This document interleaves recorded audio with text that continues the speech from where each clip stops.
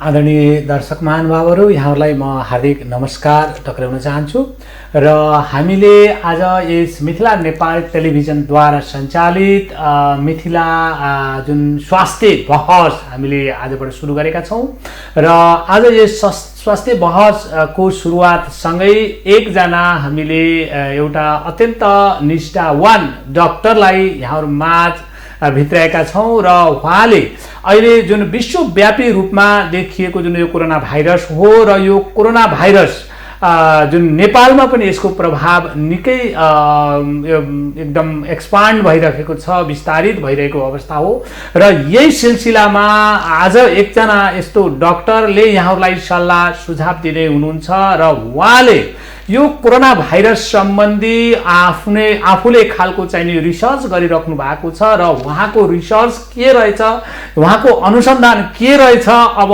पक्कै पनि हामीले यस मिथिला नेपाल टेलिभिजन मार्फत यहाँहरूलाई प्रत्यक्ष रूपमा जानकारी गराउँदैछौँ र उक्त जानकारी गराउनको लागि उक्त क्षेत्रसँग सम्बन्धित र उहाँले गरिराख्नु भएको अहिले अनुसन्धान जुन हो त्यो अनुसन्धान हामीले यहाँहरू माझ ल्याउनको लागि यस आज प्रयत्न गरेका छौँ। आशा छ यहाँहरूले कति सन्तुष्ट हुनुहुन्छ र उहाँले भनेका जे जति जिज्ञासाहरू हुन् यहाँहरूलाई कस्तो लाग्छ र त्यो कुराहरू पनि हामीलाई जानकारी गराउनको लागि हाम्रो यस मिथिला नेपाल टेलिभिजनको युट्युब एमटिभी नेपाल 4K मा सब्स्क्राइब गर्दै कमेन्ट लेखिदिनु होला, अर्थात् सुझाव लेखिदिनको लागि मैले हार्दिक अनुरोध गर्दछु र हामीले भन्ने पनि गरेका छौँ मिथिला नेपाल टेलिभिजन सबैको लागि, सधैँको लागि, यो मेचीको लागि र महाकालीको लागि, त्यस्तै गरेर उत्तर हिमालको लागि र दक्षिण तराईको लागि सबैको साझा थलो मिथिला नेपाल टेलिभिजन र सबैको एउटा समस्या र समाधान निकाल्ने एउटा ठाउँ थलो मिथिला नेपाल टेलिभिजन र मिथिला र नेपाललाई जोड्ने मिथिला नेपाल टेलिभिजन हामीले यो भन्ने गरेका छौँ र यो जानकारी गराउँदै मैले आजको व्यक्तित्वलाई यहाँहरू माझ अब परिचित गराउँदैछु र मैले डाक्टर उहाँ हुनुहुन्छ नागरिक हस्पिटल जुन भक्तपुरको नागरिक टिचिङ हस्पिटलको उहाँ डाक्टर हुनुहुन्छ र उहाँले अनुसन्धान पनि गरिराख्नु भएको छ र उहाँसँग यस्ता खालका धेरै अनुभवहरू छन् र उहाँले यो जुन डक्टरी को जुन अध्ययन उहाँले चाहिँ चाइनामा गर्नुभएको थियो र अहिले चाइनाबाट फर्केर आएपछि, चीनबाट फर्केर आएपछि उहाँले नागरिक हस्पिटलमा चाहिने आफूलाई चाहिने त्यहाँ समर्पित गर्नुभएको छ।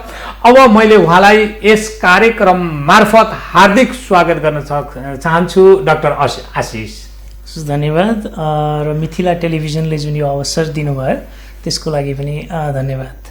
अब यहाँ आइदिनु भयो र अहिले जुन यो कोरोना भाइरसको एक खालको चाहिँ महामारी विश्वव्यापी रूपमा चाहिँ यो फैलिएको छ र नेपालमा पनि अहिले बढ्दो अवस्थामा छ र यही सिलसिलामा हामी हाम्रो छलफललाई केन्द्रित गर्नेछौँ र अब मैले डाक्टर साहबसँग विशेष गरेर पहिलो मेरो जिज्ञासा रह्यो वास्तवमा यो भाइरस भनेको के हो, यो भाइरसकै बारेमा एकचोटि यहाँले आम हाम्रो जनसमुदायलाई जानकारी गराइदिनुहोस् न यस टेलिभिजन मार्फत। हजुर धन्यवाद। अब यो वास्तवमा भाइरस हामी सबैले सुनिराखेको एउटा शब्द हो र जनमानसमा चाहिँ भाइरस भन्ने बित्तिकै एक किसिमको अहिले जुन कोभिड-19 को चाहिँ प्रकोपले गर्दाखेरि एक किसिमको चाहिँ थ्रेट पनि पैदा गरिरहेको छ र वास्तवमा भाइरस हो के भन्दाखेरि भाइरसलाई चाहिँ विज्ञानले कसरी परिभाषित गर्छ भन्दाखेरि यो चाहिँ एउटा इन्ट्रासेलुलर अब्लिगेट प्यारासाइट हो भनेर भन्छ र भाइरसको चाहिँ एउटा के हुन्छ भने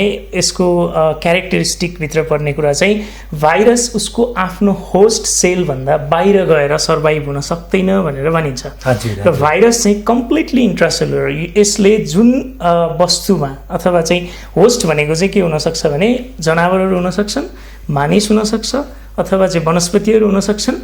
जुन चिजलाई यसले आफ्नो होस्ट मान्छ त्यो होस्टको सेलभित्र गएर त्यस सेलले प्रयोग गर्ने मेटाबोलिक प्रक्रियाहरूलाई प्रयोग गरेर आफ्नो वृद्धि विकास गर्ने गर्दछ र यो भाइरस भनेको चाहिँ एउटा त्यस्तो जीवाणु हो जुन चाहिँ आफ्नो होस्ट सेलभन्दा बाहिर गएपछि चाहिँ निष्क्रिय हुन्छ।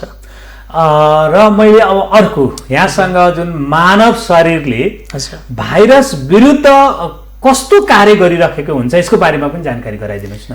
यो बुझ्नको लागि चाहिँ अब यहाँले एउटा वास्तवमा एउटा भेग क्वेसन गर्नुभएको छ होइन। यो क्वेसनको जवाब चाहिँ अब यो नै अथवा यसरी नै फ्याक्ट गर्छ भनेर भन्न चाहिँ गाह्रो छ।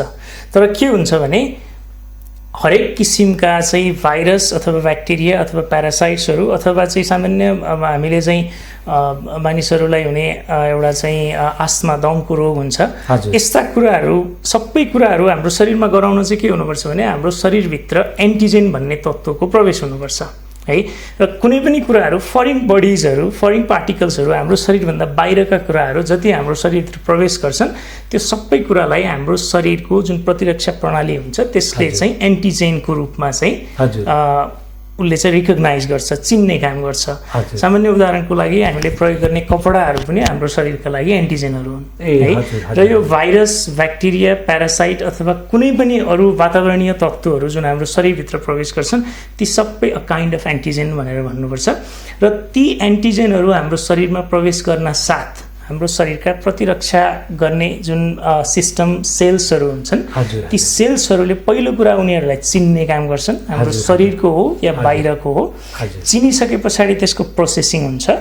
प्रोसेसिङ गरिसके पछाडि हाम्रो शरीरको चाहिँ जुन एउटा प्रतिरक्षा प्रणालीको तहहरू हुन्छ त्यसलाई चाहिँ हामीले एउटा इन्नेट इम्युनिटी अर्को चाहिँ एक्वायर्ड इम्युनिटी भनेर भन्छौँ। इन्नेट इम्युनिटी भनेको चाहिँ बाई बर्थ जुन हामीले लिएर आएका छौँ तिनीहरू चाहिँ हाम्रा विभिन्न सेल्सहरू हाम्रो प्रतिरक्षा प्रणालीमा भाग लिने विभिन्न प्रकारका सेल्सहरू हुन्छन् त्यसलाई चाहिँ हामीले लिम्फोसाइट्स र चाहिँ म्याक्रोफेजेस न्युट्रोफिल्स इजिनोफिल्सहरू भनेर भन्छौँ होइन। र त्यो इन्नेट इम्युनिटीभित्र पर्ने म्याक्रोफेजेस न्युट्रोफिल्सहरूले चाहिँ के गर्छन् भने ती फरेन पार्टिकल्सहरू जुन आएका हुन्छन् तिनीहरूलाई डाइरेक्टली चाहिँ फ्यागोसाइट भन्छौँ हामीले, उनीहरूले खाइदिने निल्ने र तिनीहरूलाई चाहिँ पचाउने काम गर्छन्। त्यो एउटा भयो। अर्को चाहिँ अब एक्वायर्ड इम्युनिटी भन्ने हुन्छ। एक्वायर्ड इम्युनिटीभित्र चाहिँ लिम्फोसाइट्सहरू पर्छन्। त्यो लिम्फोसाइट्सहरूले चाहिँ बिस्तारै स्लोली पहिला इन्नेट इम्युनिटीले काम गर्छ। भाइरस अथवा कुनै पनि फरेन पार्टिकल्स इन्ट्री गरिसके पछाडि चाहिँ उनीहरूले त्यसलाई निस्तेज पार्ने काम गर्छन्।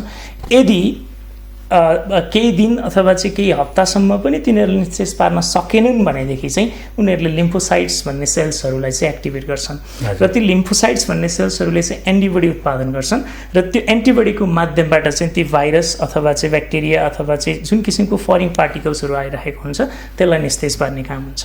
अनि यसको संरचना चाहिँ यो प्रतिरक्षात्मक संरचना चाहिँ कस्तो हुन्छ नि? हाम्रो शरीरको प्रतिरक्षात्मक संरचना भन्नुपर्दाखेरि चाहिँ मैले भर्खरै पनि यहाँलाई भने एउटा इन्नेट इम्युनिटीको कुरा गरेँ, एउटा चाहिँ मैले एक्वायर्ड इम्युनिटीको कुरा गरेँ होइन। इन्नेट इम्युनिटीभित्र चाहिँ त्यो प्रतिरक्षा प्रणालीका सेल्सहरू लगायत हाम्रो शरीर पुरै पनि एउटा एक किसिम अफ इन्नेट इम्युनिटीभित्र पर्छ। जस्तै उदाहरणका लागि चाहिँ हामीले चाहिँ बायोलोजिकल लिन सक्छौँ, केमिकल ब्यारियर्सहरू लिन सक्छौँ होइन। त्यस्तै गरी चाहिँ अरू फिजिकल ब्यारियर्सहरू लिन सक्छौँ। हाम्रो शरीरमा भएको छाला त्यो छालाले नै एउटा इम्युनिटीको काम गरिरहेको हुन्छ। कतिपय भाइरसेसहरू चाहिँ हाम्रो छालामा भएको माथिको लेयरमा केराटिनोसाइट्स भन्ने सेलहरू हुन्छन् त्यो सेल्सहरूलाई पेनिट्रेट गरेर भित्र छिर्न नदिने काम त्यो छालाले गरिरहेको हुन्छ। त्यस्तै गरी अर्को हाम्रो चाहिँ जुन मैले एउटा केमिकल ब्यारियर्सको कुरा गरेँ, केमिकल ब्यारियर्स भनेको चाहिँ के भने जस्तै कतिपय कुराहरू हाम्रो शरीरभित्र प्रवेश गरिसके पछाडि उदाहरणका लागि मानौँ हामीले कुनै ब्याक्टेरिया अथवा भाइरसेस अथवा सङ्क्रमित वस्तुहरू खायौँ निल्यौँ भने हाम्रो पेटमा गइसकेपछि पेटमा चाहिँ अत्यन्तै बढी एसिडिटी हुन्छ है। एसिडिक पिएच चाहिँ हाम्रो पेटको अराउन्ड 1.5 to 2.5 3.5 सम्म हुन्छ। त्यो भनेको अत्यन्तै स्ट्रङ एसिडिक इन्भाइरोमेन्ट हो।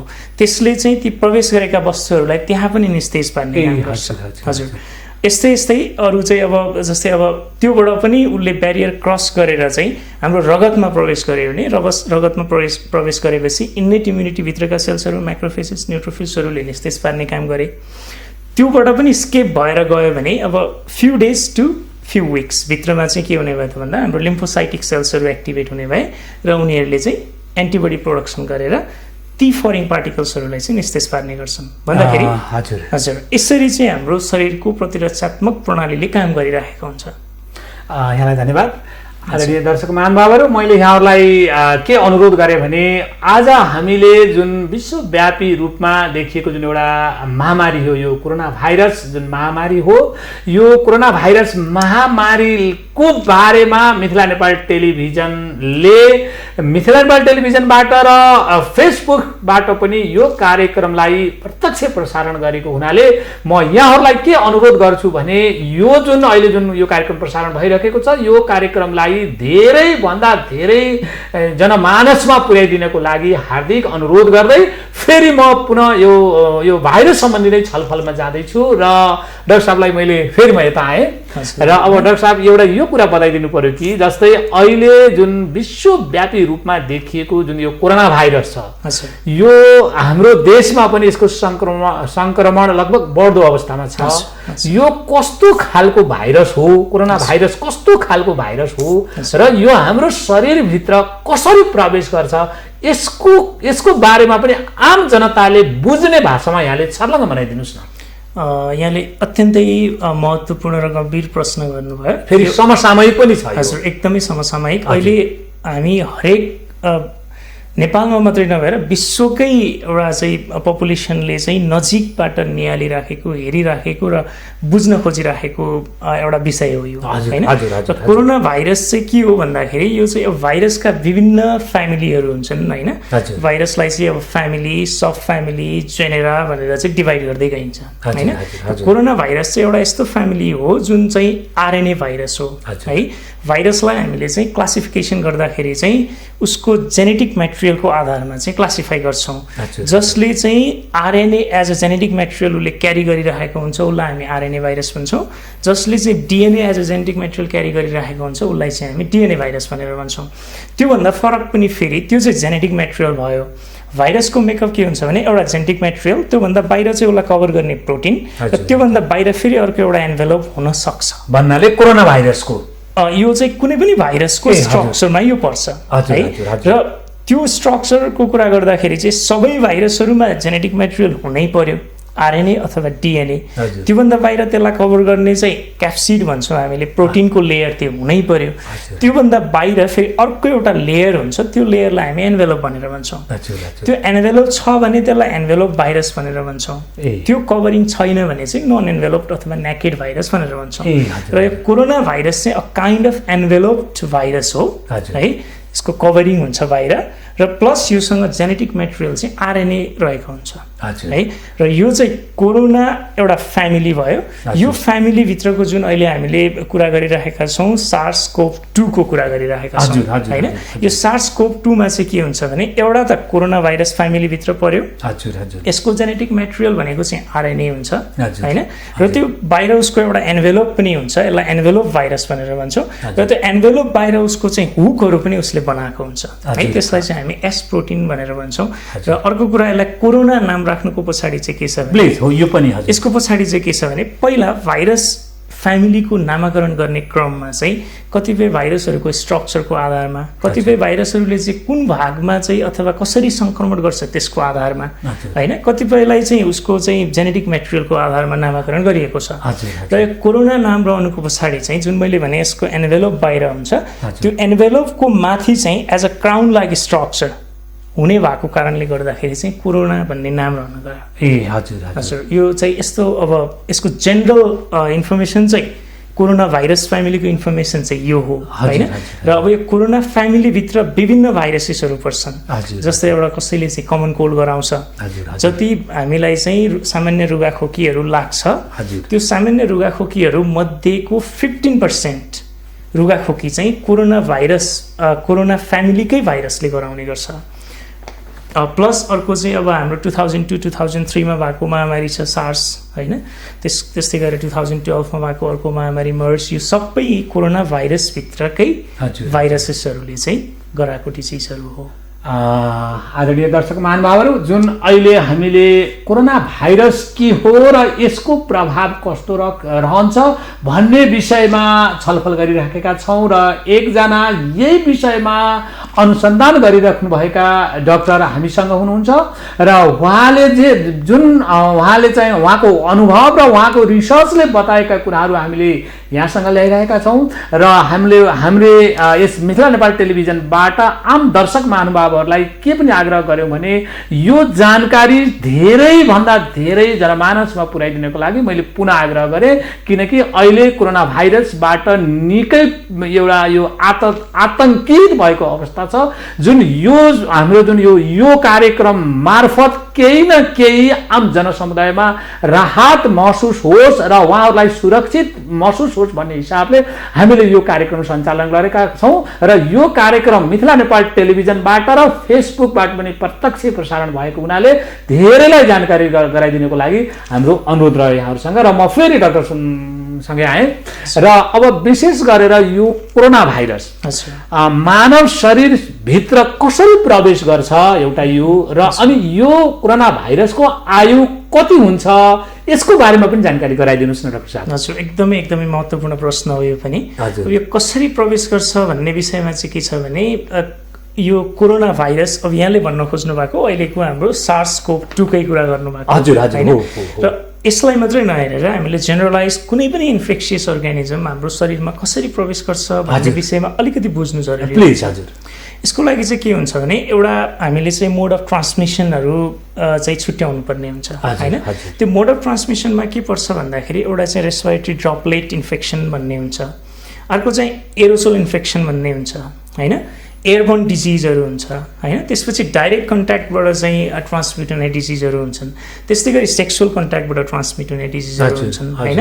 यस्ता खालका यो विभिन्न यो चाहिँ हाम्रो रोग सर्ने कुनै पनि कीटाणु जीवाणु अथवा चाहिँ प्यारासाइट भाइरस ब्याक्टेरिया कुनै पनि शरीरमा प्रवेश गर्ने यो चाहिँ माध्यमहरू भए हैन। त्यो मध्ये अब यो जुन हाम्रो SARS-CoV-2 को कुरा छ यो चाहिँ यसले विभिन्न रुटहरू विभिन्न माध्यमहरु प्रयोग गरिराखेको अवस्था छ, जसका कतिपय कुराहरुका आधारहरु प्रष्ट आइसकेका छन् भने कतिपय कुराहरुमा चाहिँ आधारहरु आउन अझै बाँकी पनि छन् है। रिसर्चले देखाए अनुसार चाहिँ के छ भने यसको मुख्य रूपमा यसको सर्ने प्रक्रिया भनेको चाहिँ रेस्पिरेटरी ड्रपलेट भनेर भन्छौं, ड्रपलेट इन्फेक्सनबाट हुन्छ भनेर भनिन्छ। प्लिज यसलाई अलि बुझ्ने भाषामा सबैले। हजुर हजुर, ड्रपलेट भनेको चाहिँ के हो त भन्दाखेरि हामीले बोल्दा हाच्छ्यु गर्दा अथवा चाहिँ खोक्दाखेरि जुन हाम्रो मुखभित्रबाट भाइरस जीवाणु कीटाणुहरूलाई इन्क्लुड गरेर त्यो सँगै लिएर जुन थुक्का अथवा चाहिँ अरु हाम्रो यहाँ भित्र प्रोडक्सन हुने चाहिँ म्युकस भन्छौँ हामीले, र्यालका सिँगानका थुक्का छिटाहरू जुन बाहिर निस्कन्छन् त्यसलाई हामीले ड्रपलेट भनेर भन्छौँ। र ड्रपलेटको साइजहरू हुन्छ डिफ्रेन्ट, अहिले हामी त्यसमा नजाउँ हैन। त्यो एउटा ड्रपलेट इन्फेक्सन एउटा प्रक्रिया त्यो भयो। त्यो ड्रपलेट इन्फेक्सनबाट चाहिँ हाम्रो SARS-CoV-2 सर्छ भन्ने अत्याधिक मात्रामा सर्छ भन्ने यो एउटा आधारहरू आइरहेको छ। अर्को चाहिँ के छ भन्दाखेरि यो एयरबोर्न पनि हुन सक्छ, हावाको माध्यमबाट पनि सर्छ भन्ने कुराहरू आइरहेको छ हैन। हावाको माध्यमबाट चाहिँ कसरी सर्न सक्छ भन्दाखेरि जुन हामीले बोल्दाखेरि निस्केका ड्रपलेट्सहरू मैले भर्खरै यहाँलाई चाहिँ अवगत गराएँ, ती छिटाहरू पनि हाम्रो हावामा लामो समयसम्म रहिसकेपछि कतिपय जसको चाहिँ साइज ठुलो छ उनीहरू चाहिँ ग्राभिटीको कारणले गर्दाखेरि तल झरेर जान्छन्, जसको साइजहरू सानो सानै छ त्यो चाहिँ हावामा धेरै बेरसम्म तैरिरहन्छ। हजुर, र जसको चाहिँ साइज लेस देन 2 माइक्रोमिटरहरू हुन्छ हैन, यिनीहरू प्राय गरेर चाहिँ तल ग्राभिटीले पुल गरेर नजाने हुन्छ है, र यिनीहरू लामो समयसम्म हावामा रहिरहने र चाहिँ कुनै स्वस्थ व्यक्ति चाहिँ त्यसको संक्रमणमा आउँदा अथवा श्वास प्रश्वासको माध्यमबाट शरीरभित्र छिर्दाखेरि यिनीहरू प्रवेश गर्ने र रोग गराउने भन्ने कुरा आइरहेको छ। अर्को डाइरेक्ट कन्ट्याक्टको माध्यमहरूबाट पनि सर्छ भन्ने कुराहरू आइरहेको छ हैन। तर डाइरेक्ट कन्ट्याक्टबाट हुँदाखेरि चाहिँ कसरी एक्सप्लेन गरिएको छ भनेदेखि डाइरेक्ट कन्ट्याक्ट छाला टु छाला सर्ने चाहिँ होइन, तर के हुनु पर्यो भने जुन ड्रपलेट्सहरू हाम्रो मुखबाट नाकबाट आँखाबाट निस्किरहेका ड्रपलेट्सहरू हुन्छन् त्यो ड्रपलेट्सहरू चाहिँ हाम्रो छालाको सम्पर्कमा छन् र त्यही सम्पर्कमा भएको छाला अर्को स्वस्थ व्यक्तिको छालाको सम्पर्कमा गयो भने अथवा चाहिँ उनीहरूको नाकमुख आँखासम्म पुग्यो भने त्यहाँबाट चाहिँ संक्रमण हुन्छ भन्ने खालका कुराहरू आइरहेको छ। भनेपछि यसको विशेष गरेर शरीरभित्र प्रवेश गर्ने भनेको नाक मुख आँखाबाट चाहिँ प्रवेश गर्छ भन्ने निष्कर्ष निस्कियो। हजुर, मुख्य कुरा चाहिँ नाक मुख र आँखाबाट प्रवेश गर्ने र त्यो पनि ड्रपलेट इन्फेक्सनबाट भन्ने कुरा आयो है। प्लस हामीले बिर्सिनु नहुने कुरा के छ भने रिसर्चले देखाइराखेको यो एयरबोर्न पनि हो, हावाको माध्यमबाट पनि सर्छ भन्ने कुरा पनि छ है। श्वास प्रश्वासको माध्यमबाट जुन हावाहरू बाहिर निस्किरहेको हुन्छ त्यो माध्यमबाट पनि सर्छ भन्ने कुरा छ। र अर्को कुरा सम्पर्क, डाइरेक्ट सम्पर्कहरू जुन हुन्छ त्यो भएको कारणले गर्दाखेरि डिस्टेन्स मेन्टेन गर्ने कुराहरू आइरहेको छ हैन। त्यसो हुँदाखेरि हामीले यहाँ बुझ्नुपर्ने म 1 2 3 भनेर भन्न सक्छु है, ताकि सर्वसाधारणले राम्रोसँग बुझ्न सक्नुहुन्छ हैन। एउटा कुरा ड्रपलेट इन्फेक्सन भयो, जुन चाहिँ हामीले खोक्दा हाच्छिउँ गर्दा अथवा चाहिँ बोल्दाखेरि मुखबाट जुन छिटाहरू निस्किरहेको हुन्छ योबाट सर्ने भयो। अर्को एयरबर्न, हावामा तैरिरहेका भाइरसहरूबाट पनि सर्न सक्ने भयो। अर्को कुरा चाहिँ हामीले डाइरेक्ट कन्ट्याक्ट, जुन हामी चाहिँ सम्पर्कमा जान्छौँ, हात मिलाउने अथवा अङ्कमाल गर्ने प्रक्रियाहरूबाट पनि सर्न सक्ने भयो। अर्को कुरा चाहिँ फोमाइट्स बर्न भनेर भनेको छ है। फोमाइट्स बर्न भनेको चाहिँ कस्तो भने, म बोलिराखेको छु, उदाहरणका लागि मसँग SARS-CoV-2 को सङ्क्रमण छ, बोलिरहेको छु, मबाट ड्रपलेट्सहरू निस्किरहेका छन्। यी ड्रपलेट्सहरू हाम्रा वरिपरि भएका काठमा, फलाममा अथवा कपडाहरूमा टाँसिएर बस्न सक्छन् है। र ती टाँसिएर बसेका वस्तुहरू चाहिँ स्वस्थ व्यक्तिको सम्पर्कमा जाँदाखेरि त्योबाट पनि सर्न सक्छ भन्ने कुराहरू आइरहेको छ। अनि यसको आयुको कुरा पनि हामीले एक्ज्याक्टली एकदमै राम्रो प्रश्न गर्नुभयो। आयुको कुरा गर्दाखेरि चाहिँ के छ भने, अब यसको वास्तविक त आउन चाहिँ अझै बाँकी छ, तर रिसर्चहरूले देखाए अनुसार चाहिँ हावामै तैरिएर चाहिँ यो भाइरस कमसेकम 30 मिनटसम्म चाहिँ सङ्क्रमित रहन सक्छ, यसले 30 मिनट्सभित्र चाहिँ सङ्क्रमण गराउन सक्छ भन्ने छ। त्यस्तै गरी अब विभिन्न काठमा, त्यसपछि चाहिँ सिसामा होइन, त्यसपछि चाहिँ भित्ताहरूमा, कपडामा, हजुर मेटेरियलहरूमा, विभिन्न मेटेरियलहरूमा चाहिँ यो भाइरसको आयु विभिन्न समय देखाइएको छ। कुनै कुनै मेटेरियलहरूमा चाहिँ 8 घण्टासम्म देखाइएको छ, कुनै कुनैमा त इभन 72 घण्टासम्म पनि देखाइएको छ होइन। तर यहाँनिर चाहिँ म एउटा के क्लारिफाई गर्न चाहन्छु भने, मेरो आफ्नो अनुभव र मेरो आफ्नो रिसर्चको आधारमा भन्नुपर्दाखेरि चाहिँ यी सबै कुराहरूबाट हामी सङ्क्रमित हुनुपर्ने आवश्यकता छैन है। किन छैन भने, यो जुन यसरी यो विभिन्न मेटेरियलहरूमा चाहिँ अट्याच भएर बसेको भाइरसले त्यति लामो समयसम्म चाहिँ सङ्क्रमण गराउन सक्छ भन्ने कुरा जुन छ, यहाँनिर अलिकति प्याथोजेनेसिस बुझ्नु जरुरी हुन्छ। कसरी भन्दाखेरि, यो भाइरस हाम्रो शरीरमा प्रवेश गर्ने एउटा माध्यम भनेको हाम्रो फोक्सो हो, र फोक्सोमा हाम्रा विभिन्न किसिमका सेल्सहरू हुन्छन्, त्यसलाई हामीले चाहिँ न्युमोसाइट्स भनेर भन्छौँ है। त्यो न्युमोसाइट्समा चाहिँ एक किसिमको रिसेप्टर प्रोटिन हुन्छ, त्यसलाई हामीले ACE2 प्रोटिन भनेर भन्छौँ है। त्यो चाहिँ अ काइन्ड अफ इन्जाइम हो है। र यो भाइरस प्रवेश गर्ने मुख्य द्वार अहिलेसम्मको रिसर्चले पत्ता लगाएको चाहिँ यो ACE2 इन्जाइम हो है। र त्यो चाहिँ कहाँ हुन्छ भन्दा हाम्रो न्युमोसाइट्समा भनेको फोक्सोको सेल्सहरूमा र चाहिँ हाम्रो मुटुको सेल्सहरूमा हुन्छ भनिएको छ। र यहाँनिर बुझ्नुपर्ने कुरा के छ भने, जुन पनि ड्रपलेट्सहरू हुन्छन्, ती ड्रपलेट्सहरू यदि मोर देन 2 माइक्रोमिटर भयो भने है, 2 to 5 माइक्रोमिटर भयो भनेदेखि चाहिँ ती ड्रपलेट्सहरू हाम्रो नाकबाट अथवा मुखबाट छिरेर हाम्रो फोक्सोसम्म पुग्न पाउँदैनन्। र 5 माइक्रोमिटर भन्दा ठुलो भयो भने मात्रै तिनीहरू चाहिँ माफ गर्नु होला, 2 देखि 5 माइक्रोमिटर भयो भने मात्रै यिनीहरू फोक्सोसम्म पुग्छन्। 5 माइक्रोमिटर भन्दा ठुला भयो भने चाहिँ हाम्रो श्वास प्रश्वास नलीको माथि नै जुन खकारहरू निस्किरहेको हुन्छ, त्यो खकारहरूले माथि नै तिनीहरूलाई चाहिँ बगाएर लिएर आउँछ, भन्नाले बाहिर लिएर आउँछ। हजुर, त्यो भएको कारणले गर्दाखेरि के छ भने, लेस देन 2 माइक्रोमिटर भयो भने अझै त्योभन्दा पनि माथि नै स्टक हुन्छ है। त्यो भएको कारणले गर्दाखेरि यहाँ हामी विश्वस्त अथवा आश्वस्त हुनुपर्ने कुरा के छ भने, जुन ड्रपलेट्सहरू निस्किएर मेटेरियल्सहरूमा रहिरहेको छ, त्यो मेटेरियल्समा रहिरहँदाखेरि त्यो इन्भाइरोमेन्टको तापक्रम, त्यो इन्भाइरोमेन्टको चाहिँ सापेक्षित आर्द्रताहरू कस्तो छ होइन, त्यो कुराहरूले, त्यो ड्रपलेट्स भनेको के हो भने त्यसमा चाहिँ पानी मिसिएको हुन्छ होइन। त्यो पानीलाई बिस्तारै इभ्यापोरेट, बाष्पीकरण गर्दै लगेर यदि त्यसको साइज चाहिँ सानो हुँदै गयो भने त हाम्रो चाहिँ फोक्सोसम्म पुग्न सकेन। त्यो जब फोक्सोसम्म पुग्दैन भने उसले हामीलाई सङ्क्रमण गराउँछ भनेर डराउनु परेन। अर्को कुरा के हुन्छ भने, फेरि भाइरस, ब्याक्टेरिया अथवा कुनै पनि प्याथोजेन हाम्रो शरीरमा पस्ने बित्तिकै यसले रोग गराउँछ नै भन्ने हुँदैन। यो चाहिँ के हुन्छ भने, पहिलो कुरा हामीले अघि कुरा गऱ्यौँ, हाम्रो प्रतिरक्षा प्रणालीको कुरा गरियो होइन। भाइरस, ब्याक्टेरिया अथवा कुनै पनि प्याथोजेन इन्ट्री गर्ने बित्तिकै पहिलो कुरा हाम्रो मुखमा भएको र्यालले अथवा छालाहरूले प्रोटेक्सन दिने भयो होइन। त्योभन्दा अब यो SARS-CoV-2 को कुरा गरियो भने हाम्रो श्वास प्रश्वास नलीमा गएपछि त्यहाँबाट चाहिँ हाम्रो म्युकोसिलियरी रिफ्लेक्सहरू भनेर भन्छौँ हामी। त्यो म्युकोसिलियरी रिफ्लेक्सले चाहिँ के गर्छ भने, त्यहाँ प्रोडक्सन भएको म्युकसहरूलाई सबैलाई चाहिँ हाम्रो घाँटीतिर धकेल्छ र घाँटीबाट पेटमा जाने भयो, र पेटमा त हाइली एसिडिक इन्भाइरोमेन्ट हुन्छ, त्यसले त्यो कुराहरूलाई डिस्ट्रोय गर्न सक्छ, भनेपछि त्यहाँ सस्टेन हुन सक्दैन। त्यो भएको कारणले गर्दाखेरि चाहिँ मेटेरियलहरूमा अथवा कपडाहरूमा, हावामा भएको भाइरसहरू चाहिँ हाम्रो शरीरमा तुरुन्तै प्रवेश गर्ने बित्तिकै यसले रोग गराइहाल्छ भनेर डराउनु पर्ने अवस्था हुँदैन है। यो प्रोटेक्सनको कुरा भयो। अर्को कुरा के हुन्छ भने फेरि यसको चाहिँ इन्फेक्सियस डोज पनि हुन्छ है। इन्फेक्सियस डोज भनेको चाहिँ के हो भने कति नम्बरमा भाइरस अथवा ब्याक्टेरिया हाम्रो शरीरमा प्रवेश गरेपछि यसले सङ्क्रमण गराउँछ भन्ने हुन्छ होइन। त्यो भएको कारणले गर्दाखेरि चाहिँ हाम्रो चाहिँ कुनै पनि मेटेरियलमा टाँसिएर बसेको भाइरसेसहरू कति नम्बरमा छ होइन। अत्याधिक ठुलो नम्बरमा छ र त्यो अत्याधिक ठुलो नम्बरमा भएको भाइरस चाहिँ हाम्रो शरीरभित्र प्रवेश गरे एकैचोटि भने उसले रोग गराउन सक्ने सम्भावना भयो होइन। अब त्योभन्दा कम कन्सन्ट्रेसनमा चाहिँ भित्र पस्यो भने त उसले त रोग गराउन सक्ने त भएन। त्यो भएको कारणले गर्दाखेरि चाहिँ एउटा रिसर्चले देखाइराखेको कुरा हो, सत्य हो होइन।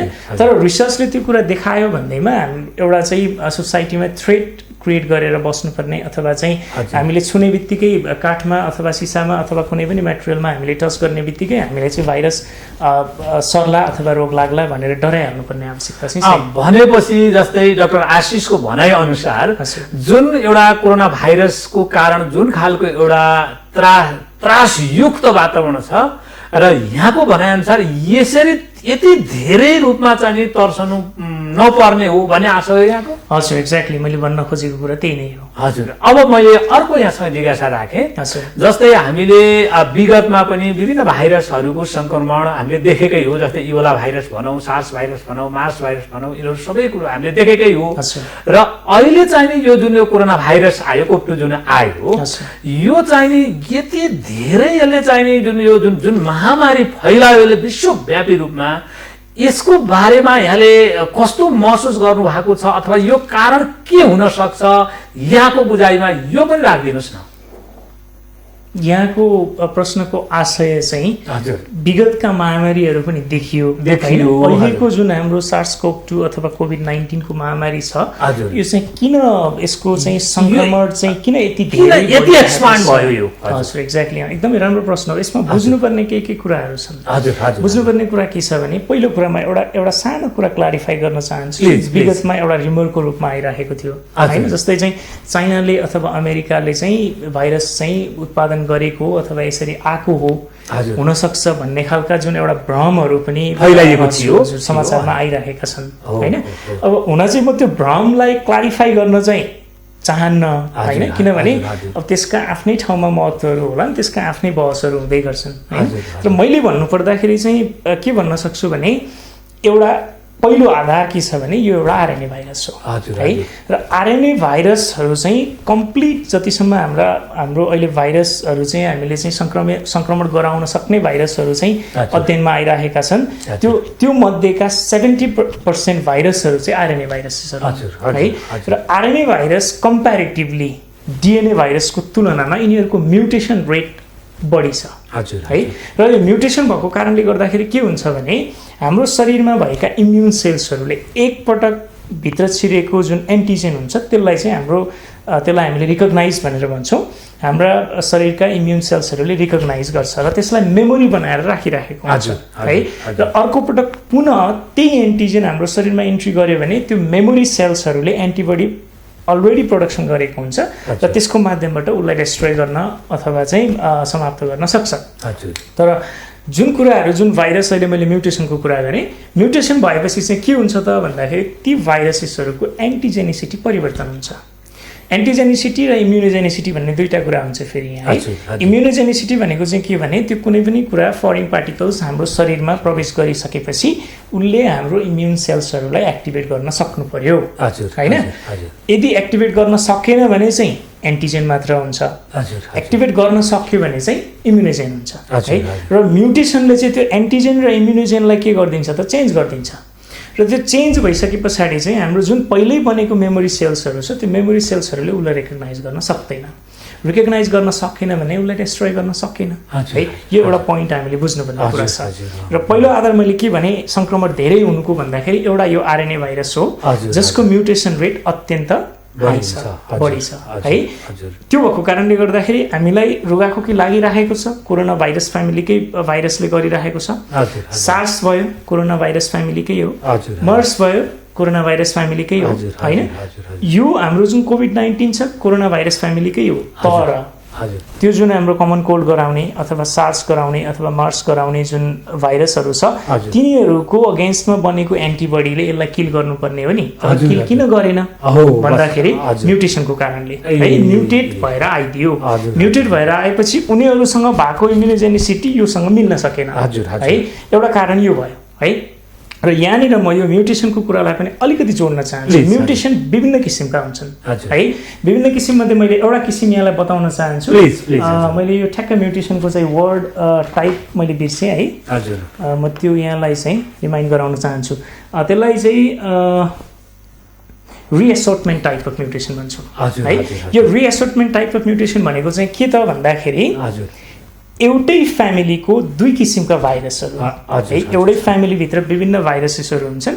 एउटै फ्यामिलीका दुई किसिमका भाइरसहरूले चाहिँ एउटै अर्गानिजमलाई एउटै होस्टलाई जब अट्याक गर्छ, हजुर। एउटै सेललाई अट्याक गर्छ, त्यो पछि त्यो दुईवटा भाइरसको जिनोम जुन हुन्छ आरएनए अथवा डिएनए, अघि हामीले कुरा गऱ्यौँ, यो हजुर। SARS-CoV-2 को कुरा गर्दा चाहिँ आरएनए हजुर। होइन, यो दुईवटा आरएनए को बिचमा यिनीहरूको बिचमा जिन एक्सचेन्ज हुन्छ है, कुनै पनि कारणले गर्दाखेरि हुनसक्छ। बुझ्दै हुनुहुन्छ? हजुर हजुर, यो जिन एक्सचेन्ज भइसके पछाडि एउटा नयाँ किसिमको चाहिँ इम्युनोजेनिसिटी अथवा एन्टिजेनिसिटी यो भाइरसले क्रिएट गर्छ हजुर, है। हजुर। र यो हुनको लागि के हुनुपर्छ भन्दाखेरि मस्ट कमनली एउटा प्याथोजेन अथवा एउटा भाइरसले चाहिँ एनिमललाई अट्याक गर्ने किसिमको प्याथोजेन हुन्छ र अर्को भाइरस चाहिँ ह्युमनमा डिजिज गराउने भाइरस हुन्छ है। र यो SARS-CoV-2 को पनि हामीले चाहिँ यसको हिस्ट्रीलाई अथवा चाहिँ इभोल्युसनलाई हेर्ने हो भनेदेखि के छ भने जनावरबाटै आइरहेको भाइरस छ होइन। हजुर, हजुर। यो जुन भाइरस छ SARS-CoV-2, यसको चाहिँ जेनेटिक मेटेरियल स्टडी गर्दाखेरि चाहिँ हजुरको 80% सिमिलरिटी विथ हाम्रो सार्स गराउने SARS-CoV-1 भाइरस हजुर। है, र 96% सिमिलरिटी चाहिँ जुन ब्याटमा डिजिज गराउने कोरोना भाइरस छ योसँग मिल्दोजुल्दो छ। हजुर। यसको मतलब मैले यहाँनिर बुझाउन खोजेको कुरा के भने सार्स गराउने जुन भाइरस छ चाइनामा जुन पहिलोपटक चाहिँ यो रोग देखे जुन डाक्टरले, हजुर। उनले त्यतिखेर पनि एक्सप्लेन गरेका छन् सार्स किसिमकै रोग हो तर सार्स होइन। भन्नुको मतलब के त भन्दाखेरि हजुर, हजुर। सार्स भाइरस इज इन्भल्भड है। सार्स भाइरसले जुन पहिलो सङ्क्रमित व्यक्ति थियो उसलाई अट्याक गर्यो। हजुर। एट द सेम टाइम ब्याटबाट आइरहेको जुन ब्याटको कोरोना भाइरस छ उसले पनि एट द सेम टाइम त्यही मान्छेलाई अट्याक गर्यो हजुर। होइन। यो गरिसकेपछि यो दुईवटा भाइरसको जेनेटिक मेटेरियल एक्सचेन्ज भयो। हजुर। यसलाई हामीले रिएसोर्टमेन्ट टाइप अफ म्युटेसन भन्छौँ ए, है। हजुर, र यो तरिकाले जुन यो भाइरस क्रिएट भएको छ यसको इम्युनोजेनिसिटी र एन्टिजेनिसिटी चाहिँ अत्यन्तै हाई हुन्छ ए, है। ए। अनि यो भएको कारणले गर्दाखेरि के भयो त भन्दाखेरि यो बिल्कुल नयाँ प्रकृतिको भाइरस एउटा बनेर आयो है। र सुरुमा यो भाइरसको दुई किसिम भनेर चाहिँ हजुरको चाहिँ एक्सप्लेन गरिएको छ, हजुर, हजुर। एल टाइप र एस टाइप भनेर हजुर, है। हजुर, त्यो जुन एल टाइप र एस टाइपहरू पहिले आएका थिए हजुर। त्योभन्दा पछाडि पनि अब हामीले चाहिँ जुन डिजिज प्रकोपहरू हेर्दै जाने हो भने हजुर, पक्कै। होइन, हजुर। विभिन्न देशहरूमा विभिन्न तरिकाले रोग चाहिँ निदान पनि हुँदै आएको छ र विभिन्न तरिकाले चाहिँ केसेसहरू इन्क्रिज पनि हुँदै आएको छ। पक्कै। त्यो भएको कारणले गर्दाखेरि यहाँ बुझ्नुपर्ने कुरा दुईटा के भयो भने पहिलो कुरा यो रिएसोर्टमेन्ट भएर आयो। हजुर। रिएसोर्टमेन्ट भएर आएको कारणले गर्दाखेरि इम्युनोजेनिसिटी एन्टिजेनिसिटी फरक भयो हजुर, है। हजुर। र यो भएपछि एउटा वर्ड हामीले युज गर्छौँ त्यसलाई चाहिँ हामी एन्टिजेनिक सिफ्ट भनेर भन्छौँ हजुर, है। हजुर। यसले चाहिँ एन्टिजेनिक सिफ्ट गराएर आयो हजुर। है। त्यो एन्टिजेनिक सिफ्ट भन्नाले चाहिँ एन्टिजेनिक सिफ्ट भनेको चाहिँ अहिले भर्खर मैले एक्सप्लेन गरेको जुन कुरा थियो ए। यो दुईवटा भाइरसले चाहिँ आफ्नो हजुर। जिनोमलाई एक्सचेन्ज गरिसके पछाडि हजुर, हजुर। फरक किसिमको एन्टिजेनिसिटी र फरक किसिमको इम्युनोजेनिसिटी चाहिँ प्रोड्युस गर्छ। ए। त्यो चाहिँ एन्टिजेनिक सिफ्ट भयो हजुर, है। हजुर। यो किसिमले यो प्रक्रियाले यो भाइरस चाहिँ इभल्भ भयो हजुर, है। हजुर। र त्यो पछि जुन हामीले चाहिँ अहिले विभिन्न देशहरूको ट्रेन हेर्ने हो उपचारको प्रक्रियाहरू हेर्दाखेरि त्यही कुरा एउटा देशले उपचार गरेर सफल भएर उसले चाहिँ ल यो it is somehow effective भनेर एक्सप्लेन गर्छ। त्यही कुरा अर्को राष्ट्रले प्रयोग गर्दाखेरि किन इफेक्टिभ भइरहेको छैन हजुर, हजुर। होइन। हो। यसको मतलब के हो भने एउटा त्यो एन्टिजेनिक सिफ्ट भयो, हजुर। त्यो पछाडि के भयो भने त्यो रिएसोर्टमेन्ट भएर आइसके पछाडि पनि यो भाइरसमा कन्टिन्युअसली पोइन्ट म्युटेसन्सहरू भइरहेका छन्। ए, हजुर। यो पोइन्ट म्युटेसनले चाहिँ फेरि एन्टिजेनिक ड्रिफ्ट क्रिएट गर्छ। हजुर, हजुर। त्यसो भएको हुनाले पहिले एन्टिजेनिक सिफ्ट क्रिएट गर्यो जसले पेन्डेमिक क्रिएट गर्न सक्यो, हजुर। तर त्यही भाइरस फेरि मल्टिपल टाइम्स म्युटेसन भइरहेको छ। ए, त्यो मल्टिपल टाइम म्युटेसन्स भएपछि चाहिँ यसले एन्टिजेनिक ड्रिफ्ट क्रिएट गर्यो जसले चाहिँ एपिडेमिक क्रिएट गरिरहन्छ फेरि। त्यसो हुँदाखेरि पहिलो वर्ल्ड वाइड पेन्डेमिक क्रिएट गर्यो र त्यो भाइरस जहाँ जहाँ पुग्यो त्यो ठाउँमा चाहिँ उसको आफ्नो पोइन्ट म्युटेसनले फेरि के गर्यो त भन्दाखेरि एपिडेमिक पनि क्रिएट गरिरहेको छ। त्यो भएको कारणले गर्दाखेरि केसेसहरू अत्याधिक बढेर गइरहेको छ है।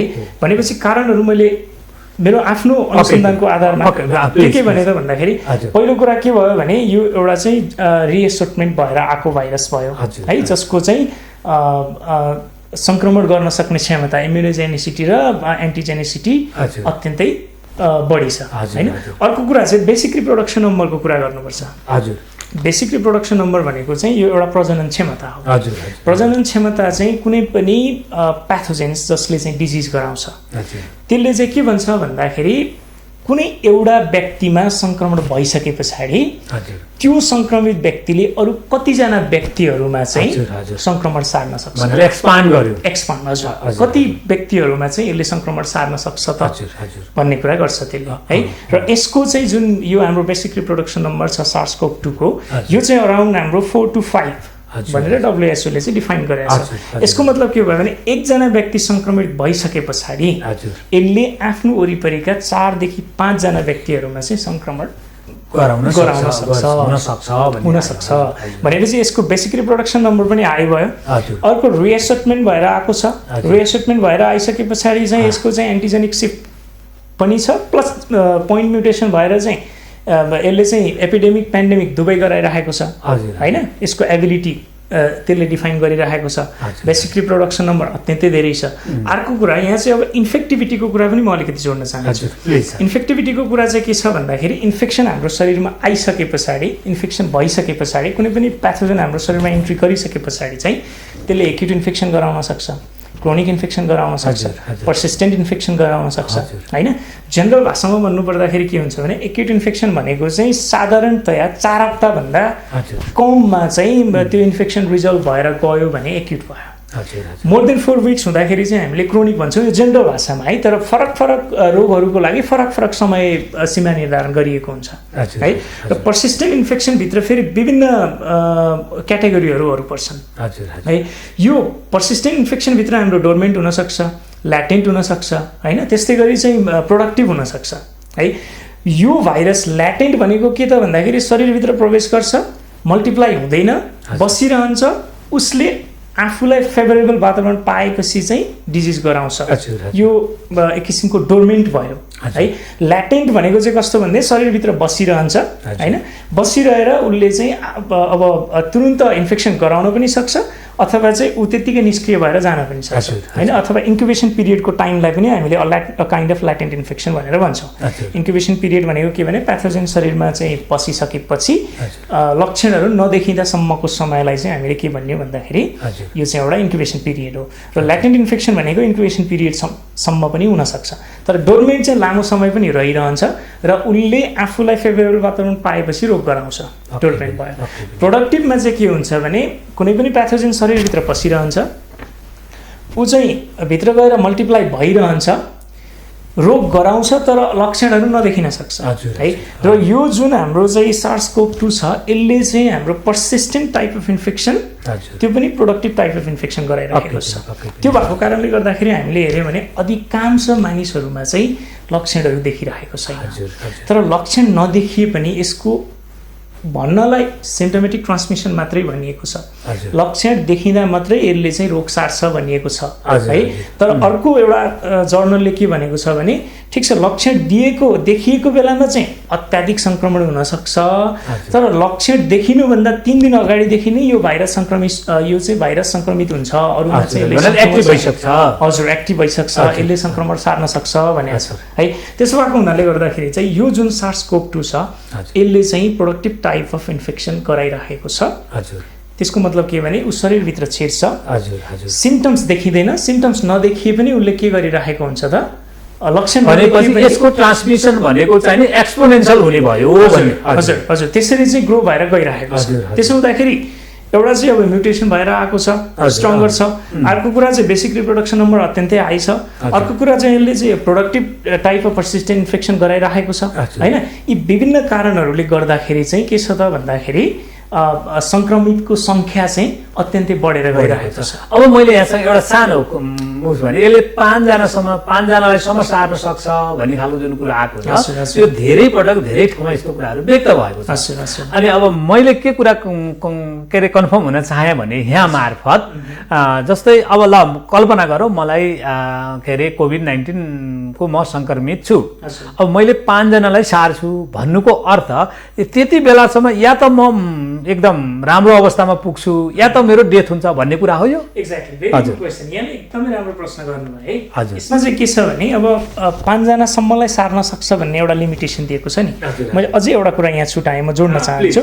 अझै चाइनामा भएको एउटा स्टडीले के देखाएको छ भन्दाखेरि यसको होराइजन्टल ट्रान्समिसन, होराइजन्टल ट्रान्समिसन भनेको फ्यामिली मेम्बर्सहरूमा चाहिँ ट्रान्समिसन त यसले 40% रेट देखाइराखेको छ कि 40% ट्रान्समिसन चाहिँ फ्यामिली मेम्बर्समा 10जना छन् भने 4जनामा सङ्क्रमण, 20जना परिवारमा छ भनेदेखि 8जनामा सङ्क्रमण हुन सक्ने भयो होइन। भनेको त्यसरी मल्टिप्लाई भएर गइरहन्छ भनेर पनि उनीहरूले देखाइदिएको छ है।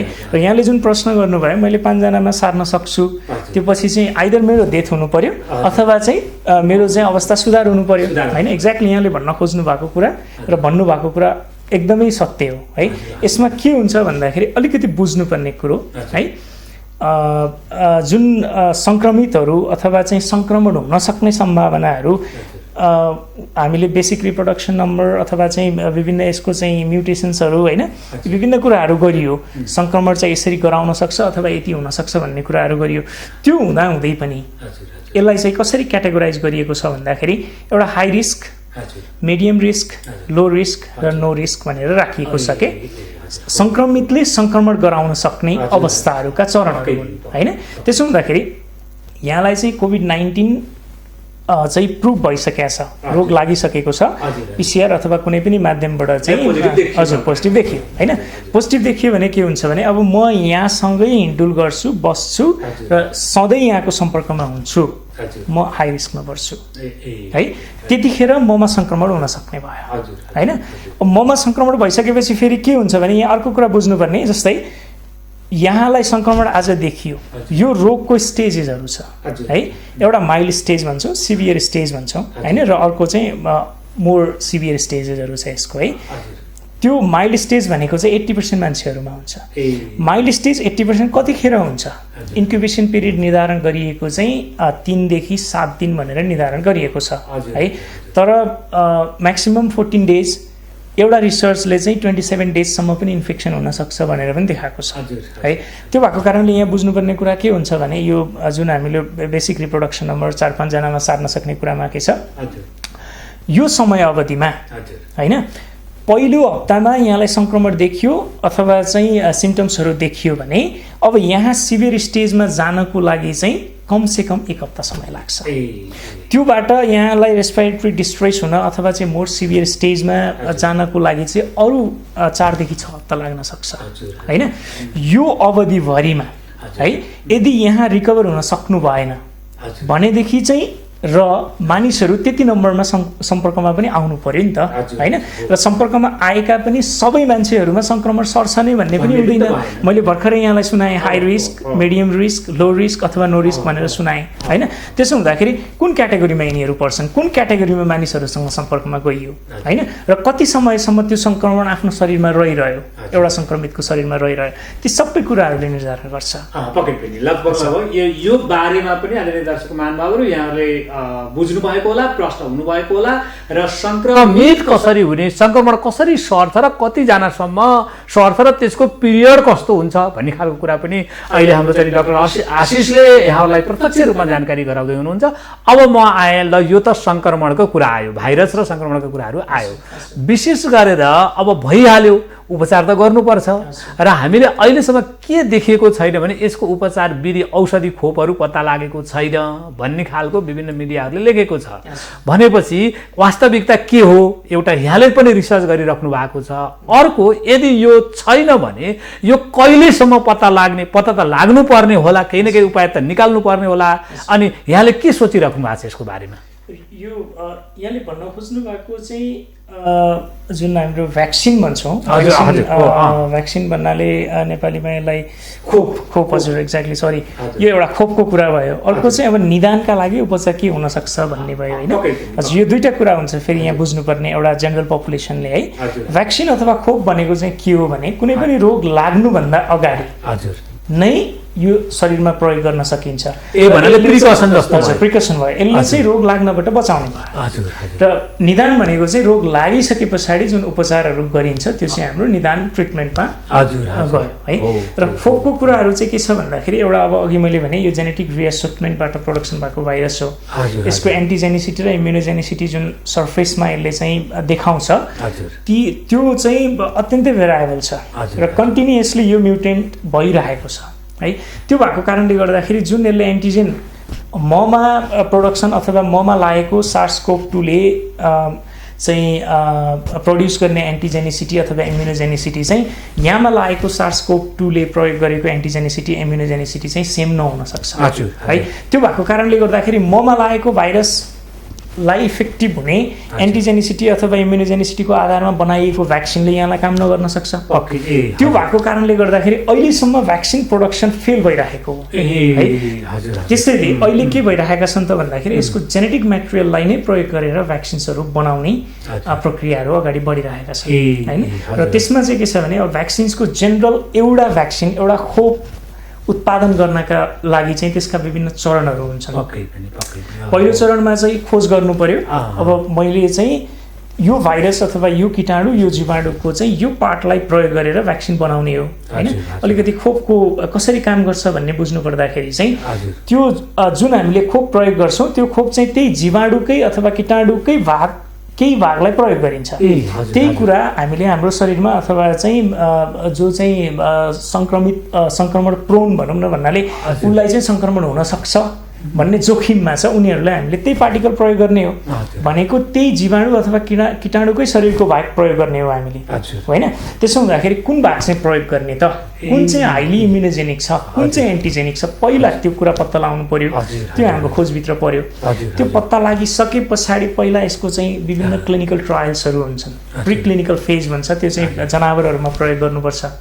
जनावरहरूमा प्रयोग गरेर सक्सेस मात्रै भएर पनि भएन।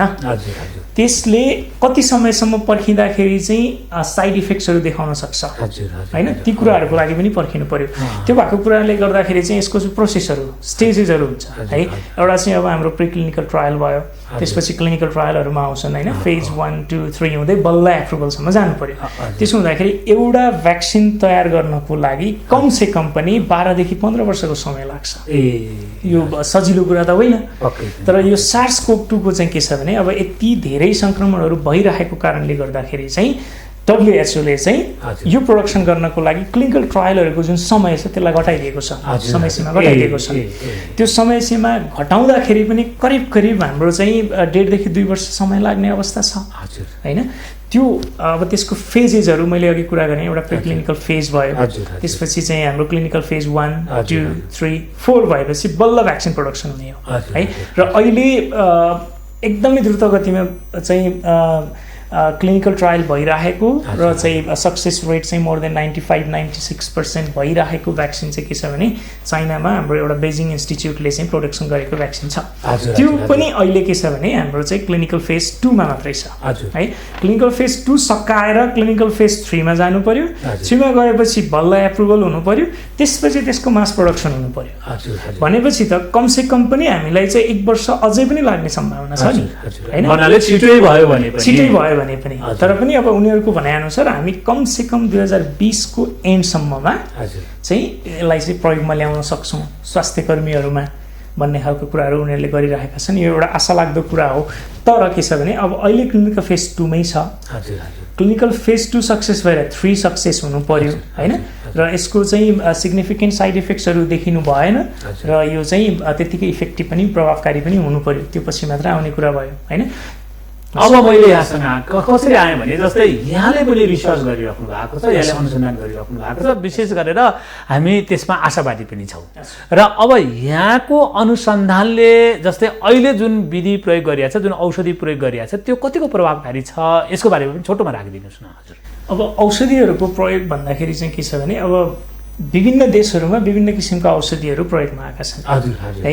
अब ती औषधिहरू चाहिँ के छन् भने सबैले एउटा हाइपोथेटिकल रूपमा मात्रै चाहिँ औषधिहरू प्रयोग गर्दै आइरहेका छन् र के छ भने एउटा देशमा प्रयोग भएको औषधि फेरि अर्को देशमा गएर फेलियर भइरहेको छ, अर्को देशमा प्रयोग भएको अर्को देशमा गएर फेलियर भइरहेको छ हैन। त्यसको कारण मैले अघि नै यहाँलाई भने हजुर, किनभने यो कन्टिन्युअसली चाहिँ के भइरहेको छ त भन्दाखेरि म्युटेन्ट भइरहेको छ र यसको स्ट्रेनहरू अत्यन्तै धेरै छन् हैन। र उपचारको लागि चाहिँ अब एउटा पहिलो कुरा त भाइरस हो, भाइरसलाई किल गर्न सक्ने इफेक्टिभ मेडिसिन हामीसँग छैन है। र त्यो किल गर्न सकिँदैन पनि, किनभने उसँग जेनेटिक मेटेरियल आरएनए डिएनएहरू हुन्छ र उसले हाम्रै शरीरकै सेलहरूलाई प्रयोग गरेर उसले चाहिँ के गर्छ त रेप्लिकेसन साइकलहरू मेन्टेन गर्छ हैन। त्यो भएको कारणले गर्दाखेरि चाहिँ इफेक्टिभ रूपमा किल गर्ने औषधि हामीसँग छैन हैन। त्यो नहुँदै पनि SARS-CoV-2 को चाहिँ मेरो अनुसन्धानमा यसले के भन्छ भन्दाखेरि SARS-CoV-2 को जुन हाम्रो इन्भेलोप हुन्छ, यसको एउटा कभरिङ हुन्छ, त्यो कभरिङमा चाहिँ स्पाइक प्रोटिन भन्ने हुन्छ, एस प्रोटिन भनेर भन्छौँ हामीले। त्यो एस प्रोटिनमा चाहिँ के छ त भन्दाखेरि सिस्टिन मोलिक्युल्सहरू छ। त्यो सिस्टिन मोलिक्युल्सहरूको बिचमा चाहिँ उसले डाइसल्फाइड बोन्ड भनेर भन्छौँ हामीले। यो अलिकति जेनरल पपुलेसनलाई बुझ्न गाह्रो होला। त्यो डाइसल्फाइड बोन्डहरूले उसलाई हुक गरेर अड्काइरहेको हुन्छ र यो भाइरस जुन हाम्रो शरीरमा प्रवेश गर्दाखेरि यसले हाम्रो ACE2 भन्ने प्रोटिनलाई समाएर, यो एस प्रोटिनले समाएर हाम्रो सेलभित्र छिर्ने हो है। त्यो भएको कारणले गर्दाखेरि त्यो जुन डाइसल्फाइड बोन्ड छ, त्यो डाइसल्फाइड बोन्ड ब्रेक गर्न चाहिँ हाम्रो बजारमा अलरेडी एउटा मेडिसिन उपलब्ध छ, त्यसलाई हामी ग्लुटाथियोन भनेर भन्छौँ। त्यो ग्लुटाथियोनले चाहिँ त्यो जुन हाम्रो स्पाइक प्रोटिन एस प्रोटिनको डाइसल्फाइड बोन्डहरू छ, त्यो बोन्डहरूलाई ब्रेक गर्न सक्छ। हजुर, अब मैले यहाँसँग कसरी गएँ भने जस्तै यहाँले जुन अनुसन्धान गरिराख्नु भएको छ र त्यो एउटा एक खालको नयाँ सोचका आधारमा जुन यहाँले अनुसन्धान गर्नुभएको कुरा हाम्रो जानकारीमा आएको छ, त्यो कस्तो खालको र त्यो कतिको प्रभावकारी हुन्छ यसको बारेमा पनि जानकारी गराइदिनुहोस्। म त्यहीँ जाँदैछु अहिले हैन। जुन अब विभिन्न किसिमका औषधिहरू प्रयोग गरेका कुराहरू गरियो हैन। चाइनामा प्रयोग गरेको औषधि अमेरिकामा गएर फेलियर हुने, इन्डियामा प्रयोग गरेको औषधि चाहिँ बङ्गलादेशमा गएर फेलियर हुने हैन। त्यो चाहिँ के भयो त भन्दाखेरि हामीले स्पेसिफिक औषधि यो मेडिसिनले यो नै काम गर्छ र यो किसिमले चाहिँ यो भाइरसलाई अथवा यो प्याथोजनलाई निस्तेज पार्छ भन्ने आधारमा भन्दा पनि यसलाई प्रयोग गरेर हेरौँ आउटकम के आउँछ भन्ने हिसाबले प्रयोग गरियो हैन। तर मेरो अनुसन्धानले के भन्छ भने, मैले यहाँलाई अहिले एक्सप्लेन के गर्दैछु भने, जुन हाम्रो स्पाइक प्रोटिन छ त्यो भाइरसको, त्यो स्पाइक प्रोटिनमा भएको जुन डाइसल्फाइड बोन्डहरू छ, त्यो बोन्डलाई ब्रेक गर्न सकियो भने त्यो भाइरस हाम्रो शरीरमा प्रवेश गर्न सक्दैन। जब हाम्रो शरीरमा प्रवेश गर्नबाट उसलाई रोक्न सकियो भने त यसले रोग गराउने भएन हैन। त्यो भएको कारणले गर्दाखेरि मुख्य रूपमा चाहिँ हामीले यसको उपचारको रूपमा सोच्नुपर्ने चाहिँ मेरो अनुसन्धानको आधारमा चाहिँ जुन एउटा मैले ग्लुटाथियोन भन्ने तत्त्व भने, यो ग्लुटाथियोन भन्ने तत्त्वलाई नै हामीले आधार बनाएर मुख्य उपचारको रूपमा प्रयोगको रूपमा ल्याउनुपर्छ भन्छु। किनभने यसले संक्रमण गराउने माध्यम भनेको एस प्रोटिन भयो। एस प्रोटिनले हाम्रो शरीरको सेलमा भएको एउटा रिसेप्टरलाई समाएर भित्र छिर्ने भयो। जब उसँग एस प्रोटिन नै छैन, हामीले एस प्रोटिनलाई नै ब्रेक गर्न सक्यौँ भने त हाम्रो शरीरमा इन्ट्री गर्न सकेन। जब इन्ट्री गर्न सकेन भने त्यसले रोग गराउने भएन। त्यो भएको कारणले गर्दाखेरि पहिलो मेरो अनुसन्धानले चाहिँ के भन्छ भने, ग्लुटाथियोनलाई चाहिँ मुख्य रूपमा यसको प्रयोगमा ल्याउनुपर्छ SARS-CoV-2 कन्ट्रोलको लागि।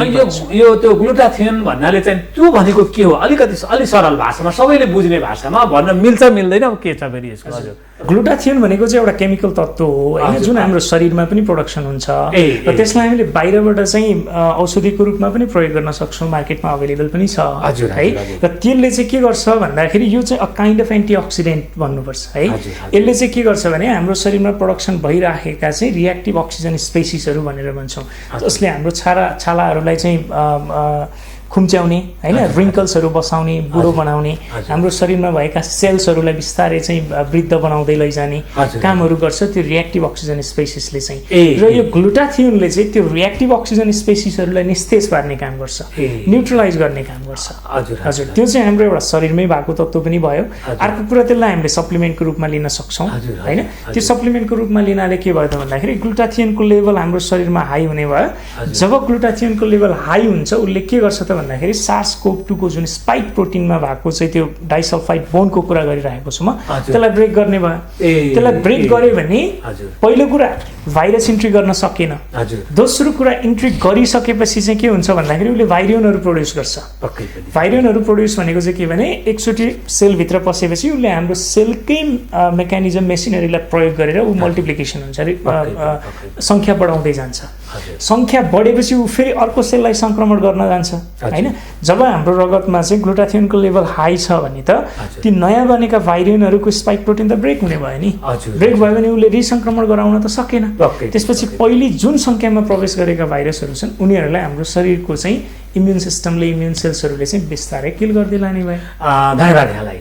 आदरणीय दर्शक महानुभावहरू र विशेष गरेर मेडिकल क्षेत्रको महानुभावहरूलाई अहिले डाक्टर आशिषले जुन खालको भावना व्यक्त गर्नुभएको छ यो कतिको प्रभावकारी विधि हो र यो कतिको प्रभावकारी खोज हो, यसको लागि यहाँहरूले प्रतिक्रिया जनाइदिनको लागि हामी यस मिथिला नेपाल टेलिभिजन मार्फत हार्दिक अनुरोध गर्दछौँ। किनकि यदि डाक्टर आशिषले जुन खालको एउटा अनुसन्धान गरिराख्नु भएको छ, यदि यो भर पर्दो छ भनेदेखि यहाँहरूले प्रतिक्रिया जनाइदिनु, अर्थात् यहाँहरूले यो यसको प्रभावकारिताको बारेमा एउटा व्यापकता जनाइदिनु एउटा नागरिकको कर्तव्य पनि हो। र त्यस्तै गरेर मेडिकल क्षेत्रको लागि मात्रै एउटा डाक्टर आशिष सफल हुने होइन, एउटा नेपालको मेडिकल क्षेत्र सफल हुने हो। अब यो यहाँहरूको पार्ट भएको हुनाले मैले चाहिँ मिथिला नेपाल टेलिभिजन मार्फत यहाँलाई आग्रह गरेँ भने यसको बारेमा धेरैभन्दा धेरै प्रतिक्रिया जनाएर यसलाई चाहिँ नि व्यापकता बनाइदिनको लागि हार्दिक अनुरोधका साथ म फेरि डाक्टर आशिषसँगै यो छलफलमा अगाडि बढ्दैछु।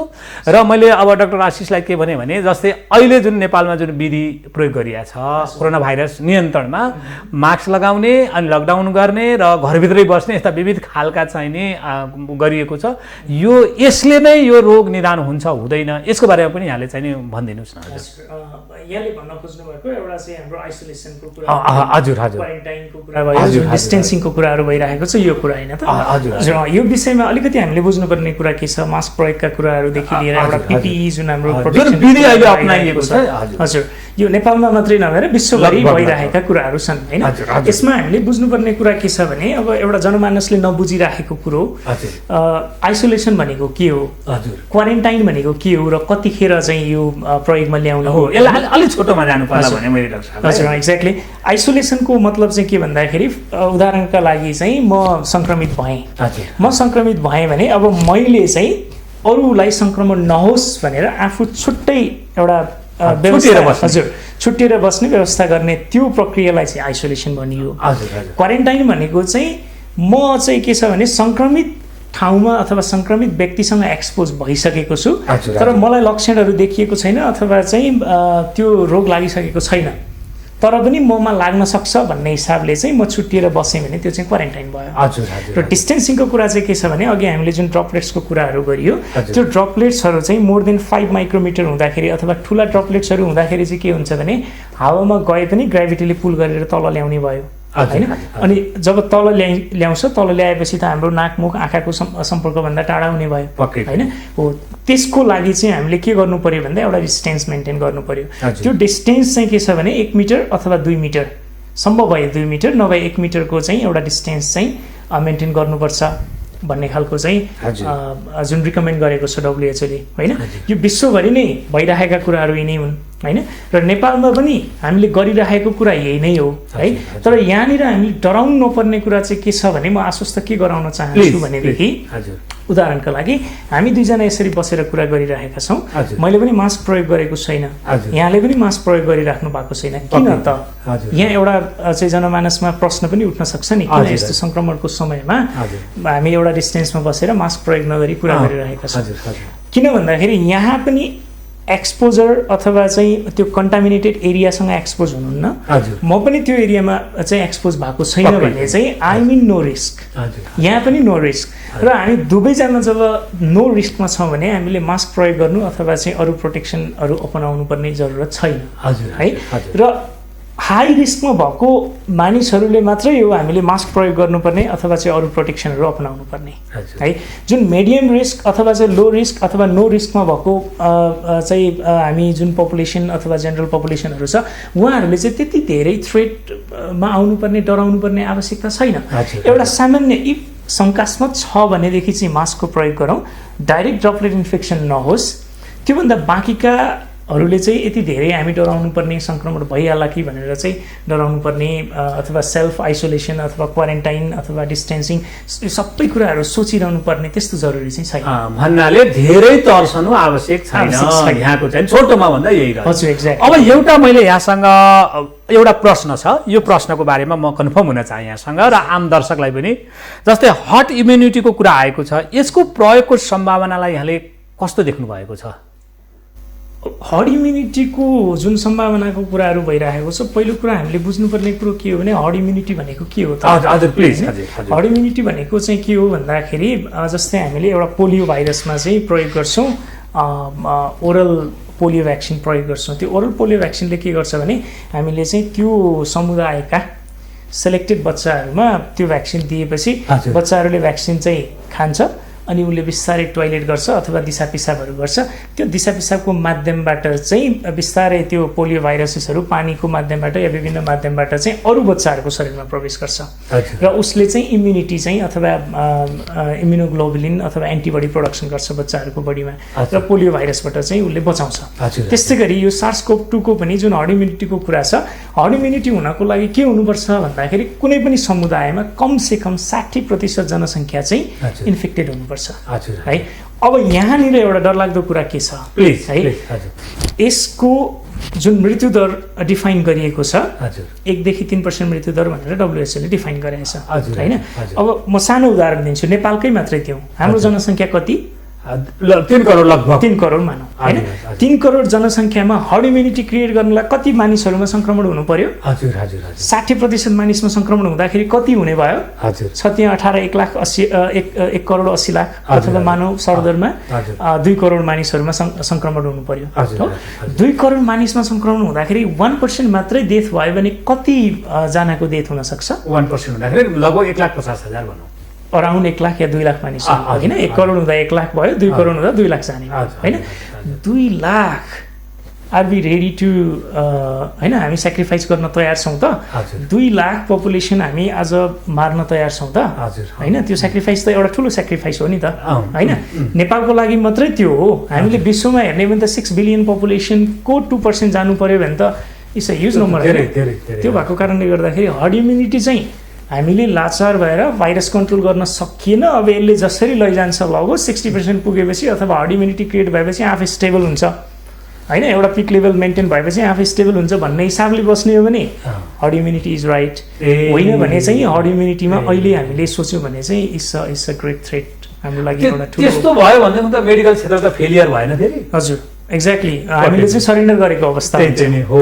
त्यसैले त्यो अप्सनमा चाहिँ हामी जानु हुँदैन अहिलेलाई। हजुर, अब मैले यहाँसँग अर्को जिज्ञासा छ, विशेष गरेर यो कोरोना भाइरस लागेको लक्षणहरू पनि आम जनतालाई यहाँले त्यसको बारे रिसर्च पनि गर्नुभएको हुनाले हामी अलिक छोटोमा जाँदैछौँ, अब समय एकदम गइसक्यो हाम्रो।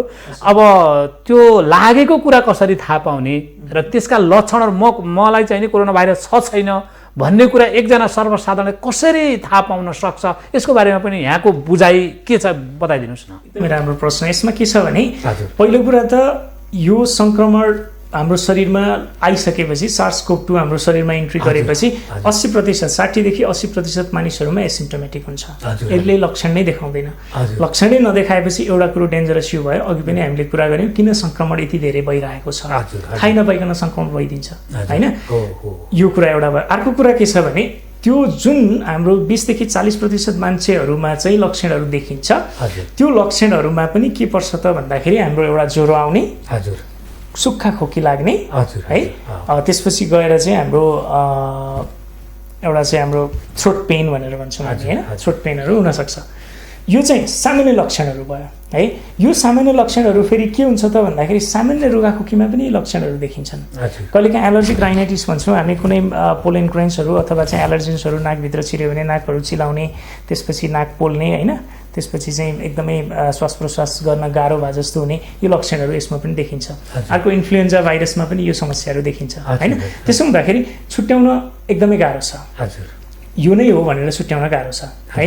त्यसो हुँदाखेरि सामान्य लक्षण हामीले सम्झिनु नै पर्ने चाहिँ के छ भने ज्वरो आउनु, अनि त्यसपछि गएर हाम्रो जिउ हातखुट्टाहरू दुख्नु, गल्नु होइन, त्यसपछि गएर चाहिँ सुक्खा खोकी लाग्नु, र चाहिँ हाम्रो सामान्य घाँटीमा चाहिँ डिस्कम्फोर्ट, काइन्ड अफ डिस्कम्फोर्ट भनौँ न, निल्न अथवा चाहिँ सामान्य कुराकानी गर्नाले पेन नै हुन्छ। त्यो पेन नभनौँ, काइन्ड अफ डिस्कम्फोर्ट मात्रै भन्नुपर्छ। डिस्कम्फोर्ट भन्नाले के हुनसक्छ भने दुखाइ पनि हुनसक्छ अथवा सुक्खा भएको अनुभव पनि हुनसक्छ होइन, त्यस्तो खालको लक्षणहरू देखिन सक्छ।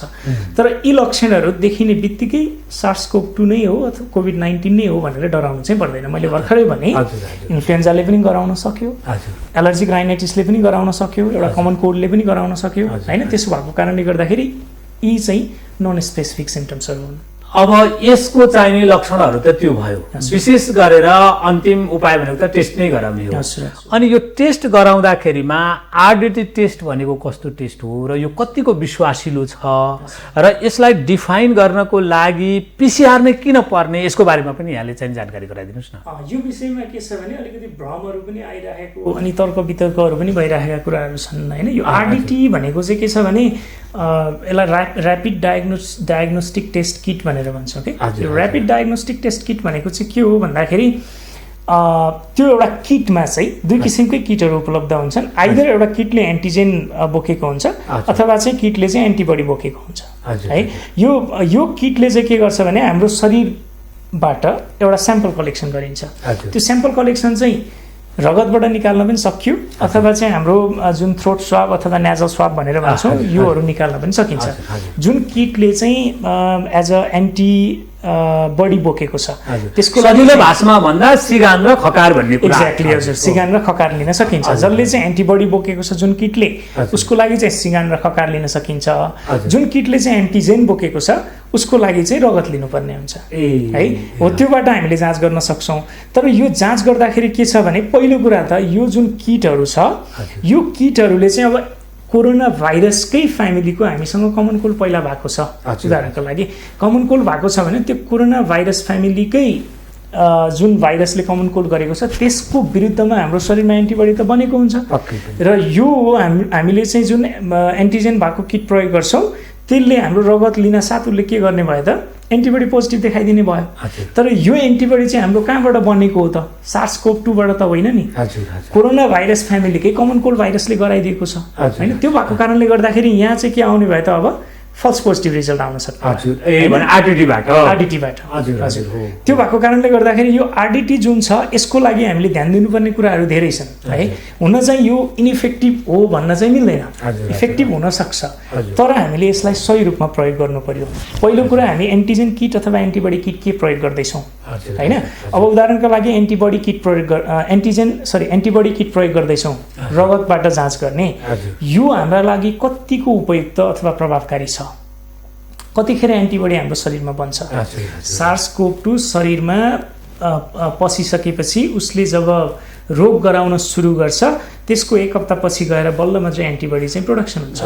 त्यो भनेको त डिक्लाइन फेज हो नि होइन। अब डिक्लाइन फेजमा हामीले चाहिँ RDT टेस्ट गरेर पोजिटिभ आएर हामीलाई फाइदा छ त होइन। त्यसो भएको कारणले गर्दाखेरि जुन रगतबाट हामीले चाहिँ RDT टेस्ट गरिरहेका छौँ यो हाम्रो लागि चाहिँ फ्रुटफुल छैन, प्रभावकारी अथवा लाभदायक भएन है। अर्को एन्टिजेन भएको हामीले प्रयोग गर्न सक्छौँ है। त्यो चाहिँ त्यसको लागि हामीले एन्टिजेन टेस्ट गर्न सक्छौँ जुन हाम्रो चाहिँ थ्रोट सिगान अथवा खकार अघि कुरा गरियो त्यो सिगान खकारहरूको टेस्टबाट चाहिँ एन्टिजेन छ कि छैन त्यो टेस्ट गर्न सक्छौँ। त्यसले चाहिँ के गर्छ भने भाइरस हाम्रो शरीरमा पसिसके पछाडि उसले रोग गराउनुभन्दा अगाडि नै जब ऊ रेप्लिकेटिभ फेजमा छ, ऊ अहिले चाहिँ वृद्धि विकास मात्रै भइरहेको छ, जब ऊ चाहिँ सङ्क्रमित फेजमा छ उसले अरूलाई सङ्क्रमण गराउन सक्छ, त्यो समयमा हामी त्यो जाँच गर्न सक्छौँ। र त्यतिखेर आएको पोजिटिभ या नेगेटिभले चाहिँ हाम्रो लागि एउटा प्रभावकारी भूमिका खेल्न सक्छ है। त्यसैले RDT को प्रयोग गर्दाखेरि पहिलो कुरा त हामीले रगतबाट अथवा खकारबाट केबाट जाँच गर्दैछौँ होइन, हाम्रो लागि कुन लाभदायक छ त्यो हामीले बुझ्नु पर्यो। अर्को कुरा के छ भने अब त्यो आरडिटीमा प्रयोग भएको रिएजेन्टहरू हुन्छ, त्यो कम्पनीबाट आउँदाखेरि कुन अमाउन्टमा चाहिँ रिएजेन्ट प्रयोग भएको छ त, कतिको इफेक्टिभ छ त्यो रिएजेन्ट, त्यो कुराहरू हामीले बुझ्नुपर्ने हुन्छ।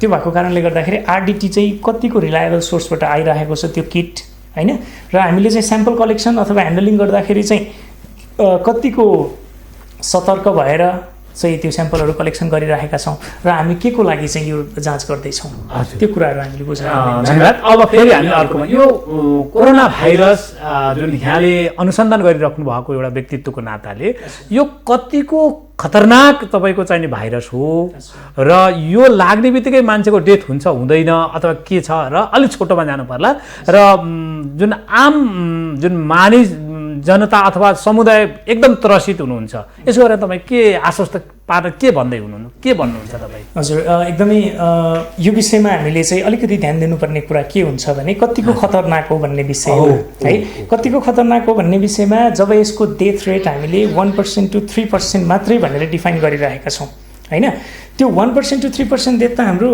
चाहिँ निमोनियाबाट पनि भइरहेको छ नि त, क्यान्सरबाट पनि भइरहेको छ नि त होइन, सबै अरू रोगहरूको पनि 1% 3% डेथ हुँदाखेरि हामी डराउनु नपर्ने।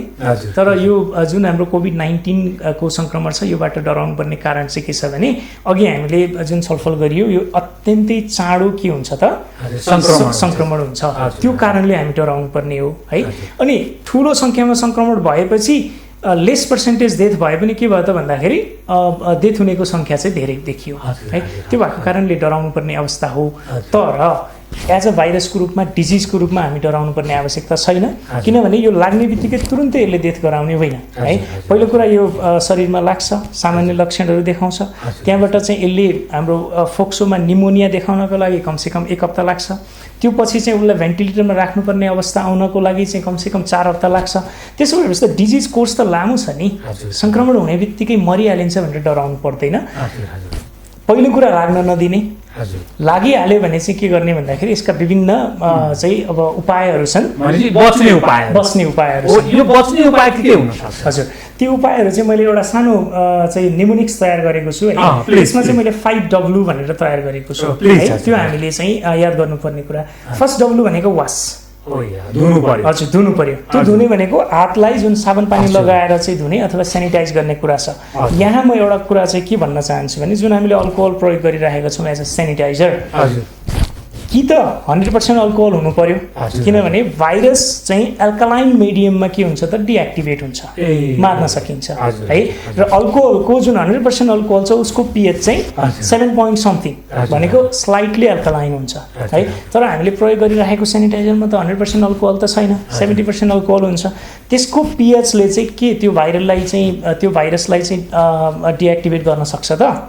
त्यो पहिलो प्रश्न हो है। त्यसो भएको कारणले गर्दाखेरि त्यो वास गर्ने कुरा र सेनिटाइज प्रयोग गर्ने कुरामा चाहिँ म के भन्छु भने अल्कोहल बेस्ड सेनिटाइजर होइन, क्लोरिन बेस्ड सेनिटाइजर हामीले प्रयोग गर्नुपर्छ।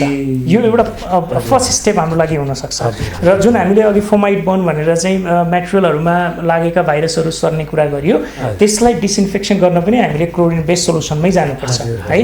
क्लोरिन सोलुसनले चाहिँ सेनिटाइज गर्ने, क्लोरिन सोलुसन अथवा डिटर्जेन्ट अथवा जुन कुराको चाहिँ पिएच चाहिँ मोर देन 7 हुन्छ अथवा एल्कालाइन सोलुसनहरू जुन हुन्छ त्यसले चाहिँ हातखुट्टाहरू धुने है, त्यसले सेनिटाइज गर्ने, त्यो वासभित्र पर्यो। र अर्को डब्लु भनेको चाहिँ वाक अवे भन्ने छ। वाक अवे भित्र चाहिँ के छ त भन्दाखेरि अभोइड क्राउड, आइसोलेसन मेन्टेन गर्ने, क्वारेन्टाइनमा बस्ने र चाहिँ डिस्टेन्स मेन्टेन गर्ने, जुन अघि हामीले कुरा गऱ्यौँ 1 मिटर एटलिस्ट डिस्टेन्स मेन्टेन गर्ने। अर्को डब्लु भनेको चाहिँ ऱ्याप। ऱ्यापमा के पर्यो त भन्दाखेरि मास्क प्रयोग गर्ने, मास्कले चाहिँ जुन ड्रपलेट्सहरू प्रोडक्सन गर्छ त्यसलाई ऱ्याप गर्न सक्यो। त्यसपछि चाहिँ अब सङ्क्रमित क्षेत्रमै काम गर्ने चिकित्सकहरूको लागि, स्वास्थ्यकर्मीहरूको लागि चाहिँ ग्लासेसहरू, ग्लोभ्स होइन, र फुल लेन्थ क्लोथ्सहरू भयो, पिपिईको प्रयोग गर्ने कुरा आयो होइन। र अर्को डब्लु भनेको चाहिँ वाटर। वाटरमा चाहिँ के पर्यो भने प्लेन्टी अफ फ्लुइड, धेरै मात्रामा चाहिँ फ्लुइड इन्टेक गर्ने, त्यसमा पनि भाइटामिन सी रिच है। यहाँनिर म उपचारको अर्को पद्धतिलाई अगाडि सार्दैछु है। मैले एउटा ग्लुटाथाइनलाई अगाडि सारेँ, त्यसको एक्सटेन्सिभ प्रयोग हुनुपर्छ। अर्को मैले सेनिटाइजर जुन अल्कोहल प्रयोग भइरहेको छ त्यसमा चाहिँ क्लोरिन सोलुसन प्रयोग हुनुपर्छ, यो अर्को भयो। र मेरो अर्को चाहिँ के छ भन्दाखेरि मेरो अनुसन्धानको आधारमा भन्नुपर्दाखेरि vitamin C, citric acid, sodium hydroxide यी कुराहरूलाई प्रयोग गर्नुपर्छ, बढी सेवन गर्नु पर्यो। किनभने भिटामिन सी साइट्रिक एसिडले के गर्छ त भन्दाखेरि हाम्रो रगतमा भएको क्याल्सियमलाई चिलेट गरिदिन्छ, त्यसले चाहिँ हाम्रो रगतको पिएचलाई बढाउने काम गर्छ एउटा कुरा। अर्को कुरा त्यही भिटामिन सी र एस्कर्बिक एसिडले ग्लुटाथियोनलाई एक्टिभेट गर्ने काम गर्छ है। त्यसैले अहिले कुनै कुनै देशहरूमा चाहिँ भिटामिन सी को प्रयोग पनि आइरहेको छ है। यो कतिको इफेक्टिभ हुन्छ एउटा उनीहरूको प्रयोग पनि छ, एउटा मेरो आफ्नो अनुसन्धान पनि छ है। यसको प्रयोग यो प्रयोगमा ल्याउनु पर्यो है। र यो हामी प्लेन्टी अफ के अरे वाटर इन्टेकमा थियौँ है।